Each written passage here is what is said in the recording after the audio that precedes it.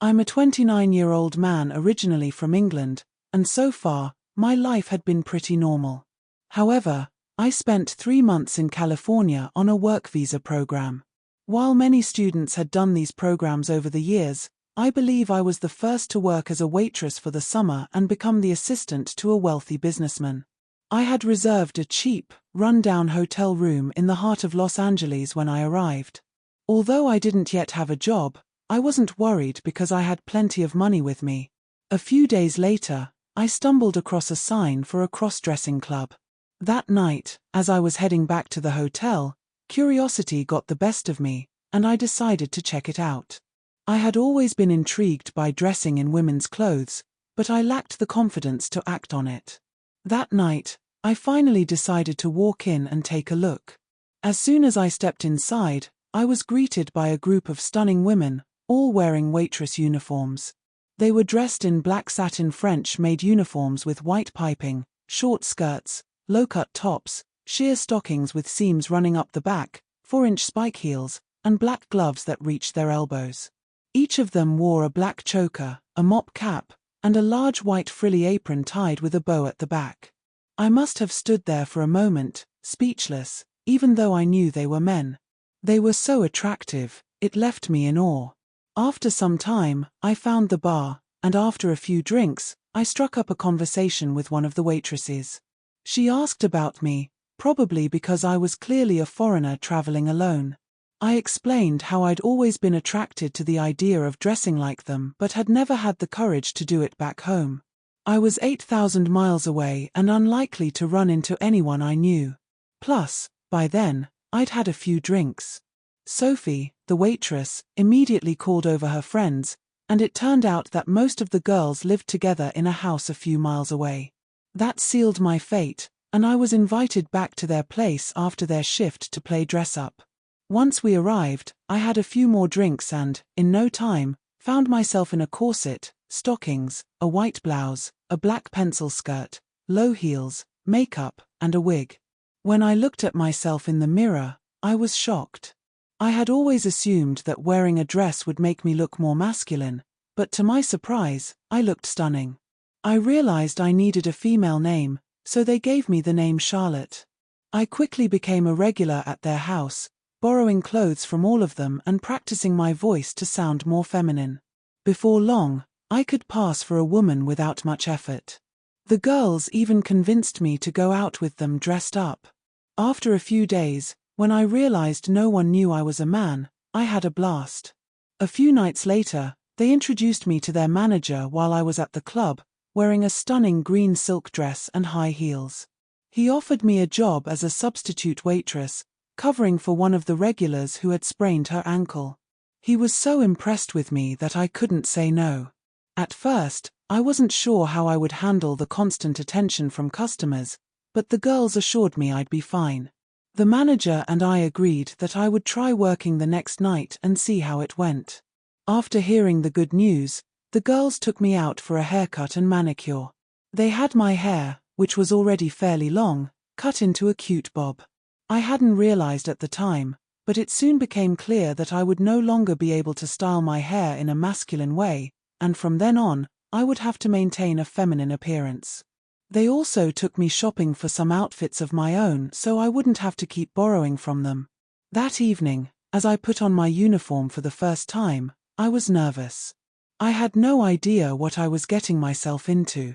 The uniform made me feel incredibly feminine and vulnerable, but I wasn't sure how I would handle all the attention it would bring. The girls praised my appearance, and although I made a lot of mistakes with my first few customers, I learned quickly. I got used to the way people touched me, brushing it off, and by the end of the night, I was exhausted. My feet were sore from wearing stilettos for so long, but I couldn't deny that I was excited to do it again. The manager agreed, and I signed up to work for the next 10 days. Going back to the hotel dressed as Charlotte was strange because no one seemed to realize I was a guy. By the end of the first week, I had settled into a routine of sleeping in late and working at the club until the early hours of the morning. I then realized how much I would miss it. Ramon, a tall and attractive man who already knew most of the other girls, walked in at that point. It turned out he was a businessman, and he spent most of the night talking to me because I couldn't take my eyes off him. Caroline laughed when I asked her about him and said he'd been out with some of the girls before and could be a bit strange. But when I returned, he asked if I'd join him for a drink after my shift, clearly showing he was interested in me.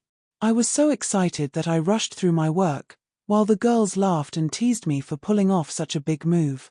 I borrowed a little black cocktail dress from Sissy since I had worn sweatpants and jeans to work that day, and Ramon and I went out for drinks. I would have done anything he asked. After about 5 minutes, I found his stories so captivating that I couldn't stop listening. After a while of dancing, he leaned over and asked if I wanted to go back to his house, as his car was waiting outside. I was completely shocked when I saw his car, a huge limo with a bodyguard in the front. It didn't take much to convince me. He showed me the bar as we settled into the back, and though it feels strange to admit now, I had never really thought about men before.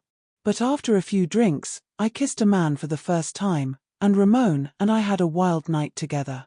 Looking back, it seemed like a logical move given everything that had happened recently. I felt completely at ease playing the role of a girl doing her best to please him. I experienced my second shock of the night when we arrived at his house, a large mansion with guards at the gate and its own grounds. Ramon covered me as we stumbled through the front door. He quickly found the zipper of my dress while I struggled with the buttons on his shirt, as the girls had given me fake nails, making it hard to hold onto anything. Eventually, we managed to get everything off and enjoyed the night, experiencing new things together. From that point on, I was essentially his. The following morning, when I woke up, I initially thought it had all been a dream until I saw him lying next to me. When I entered the club later, the girls gathered around and demanded to know what had happened. Obviously, I didn't tell them everything, but they knew enough. Everyone found it hilarious. That evening, Ramon arrived early and was very attentive. After my shift, we went out again and had a great time. My last night at the club was the next day, and Ramon promised to let me go out with the girls afterward, but he also wanted to take me to dinner the next night. I arrived back at my hotel really late, and at 8 a.m., I heard a knock at my door. It was John, Ramon's driver.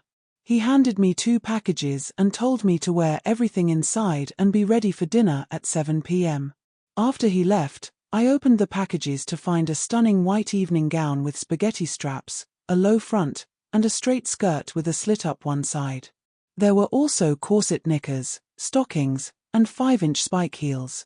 I spent most of the day getting ready for my date with Ramon, starting with a long, indulgent bubble bath and a second shave to ensure I was completely hair-free.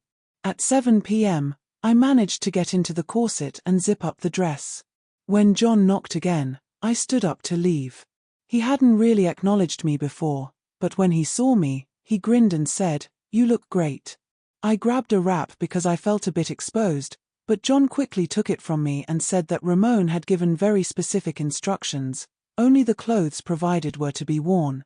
I drew a lot of attention as I walked out of the hotel, with people even whistling like wolves. John simply grinned and guided me to the car. When we arrived at the restaurant, Ramon stood up and greeted me. I flushed a deep red as I felt his eyes all over me. Throughout dinner, Ramon kept complimenting me on how beautiful I looked, and at the end of the meal, he promised me a surprise. But first, he wanted to test my loyalty.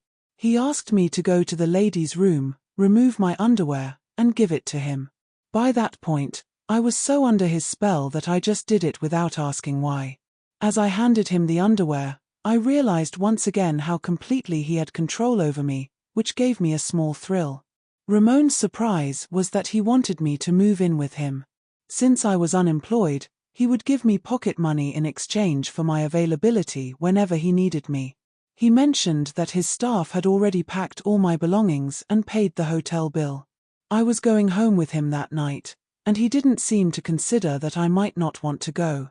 I thought about how only a few short weeks earlier I had been just another guy as we drove back to the house. I was now being driven to the home of this man who had just claimed ownership of me while dressed as a Stunning woman, I was astonished that my fantasy had actually come true and that I had no idea where it was going or any power over what was happening. Ramon spent the majority of his time traveling for work, so I often found myself alone for 3 to 4 days before spending the next 24 hours with him, non-stop, despite the fact that I didn't have any pants or flat shoes. He had sent someone shopping to make sure my wardrobe was well stocked. One day, about a week later, Caroline and Susie came to visit me and they were amazed at how feminine I looked. It was also clear that there was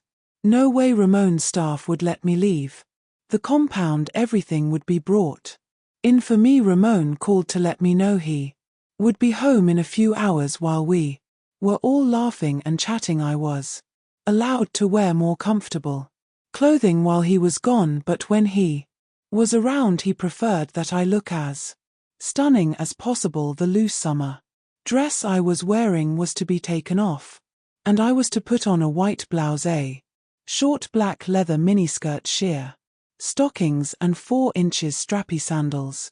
Instead, naturally, the girls made fun of me and told me that I was a good little wife for doing as my husband instructed. He pulled me to him and kissed me. Delighted to see the girls there, he started teasing right away, but I didn't care. The girls found everything to be hilarious. The weirdest thing might have happened a few weeks later, just before I was supposed to go back to the UK. Ramon was a member of a local dominant club. Most of the group's members controlled their sisses to varying degrees, and one woman who owned a home in the countryside had made the decision to wed her live-in maid. I was one of the bridesmaids because Ramon offered to be one on the wedding day. I experienced some of my best jitters ever as I changed into my dress, full-length silk dress with a fitted bodice and a straight skirt was what I was donning.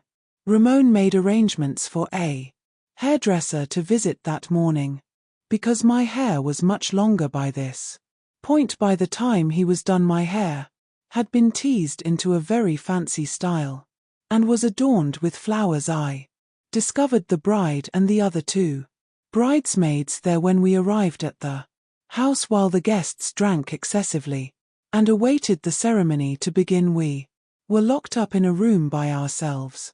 They told me numerous tales about how their masters had treated them, and I came to the conclusion that what Ramon had put me through was relatively minor.